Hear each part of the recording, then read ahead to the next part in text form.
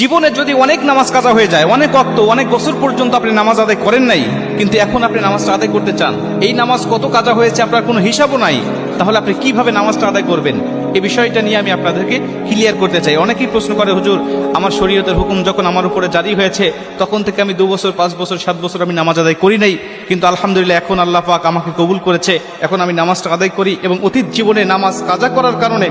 আমার ভিতরে অনুশোচনা আসছে, হুজুর নামাজগুলো আমি আদায় করতে চাই, কেমনে করে নামাজ আদায় করব? শুধু তওবা করলেই হয়ে যাবে নাকি আমাকে সেই নামাজগুলোকে হিসাব করে করে আমাকে পড়তে হবে? অনেকেই বলে, হুজুর হিসাব করা তো সম্ভব নয়, তাহলে কিভাবে নামাজটা আদায় করব?